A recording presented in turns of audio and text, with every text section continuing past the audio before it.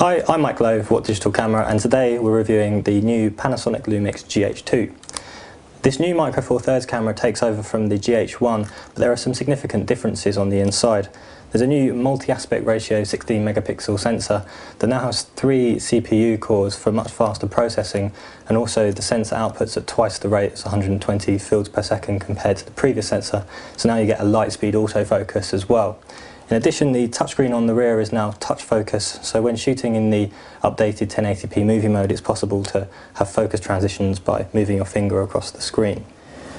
Design-wise, and the GH2 is pretty much an amalgamation of the GH1's original design, with the updates that came in the G2, which was the first Micro Four Thirds camera to have a touchscreen LCD. The tilt angle screen is able to rotate through a number of angles. It can come out a full 180 degrees and it can spin 270 degrees around for positioning in almost any possible angle that you care to shoot from.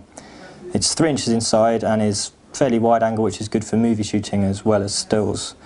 The resolution is 460k dots, which is the same as the GH1 before it, and it's perhaps a bit of a shame this isn't a higher resolution, but it's still perfectly good and resolute when reviewing your images.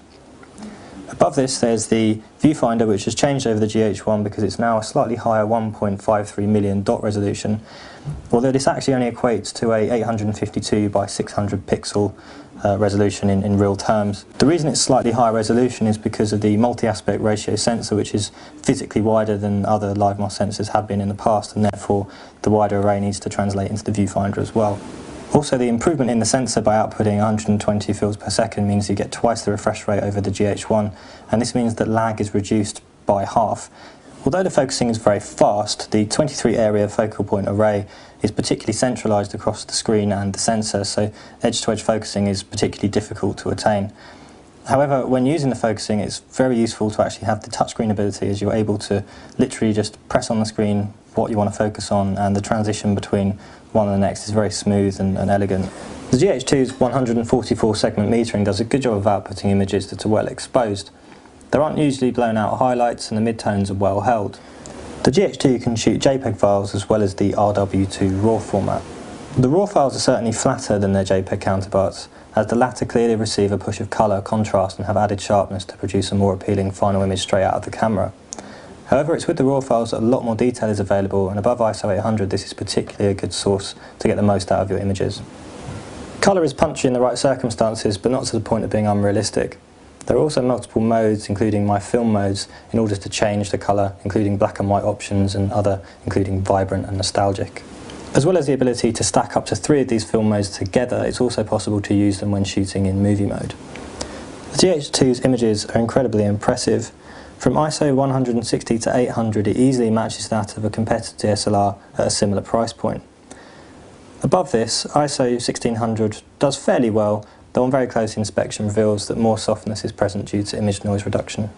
However, all things considered, even ISO 3200 produces more than usable images that are very clean and void of too much image noise, although this is at the expense of sharpness. The top-end ISO 6400 to 12800 does feel a little bit like it's been tagged on at the end because it's considerably noisy, soft and devoid of any punchy colour. Overall, the performance by the brand new sensor is mightily impressive, far exceeding previous generation models and setting a new standard for compact system cameras.